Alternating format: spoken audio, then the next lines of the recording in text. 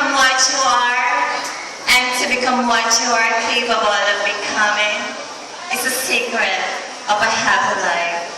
Forever living soul, having its own talent, beauty, and wit. So never be afraid. Just be yourself. My name is Elaine Hernandez, 19 years of age, all the way from the Buntalat Festival, Baliwag, Bulacan. Taking Bachelor of Science in Tourism Management at Baliwag Polytechnic College. I am Josa ng Bulacan 2013 and your weekly finalist of Super Serena, Queen of Tourism.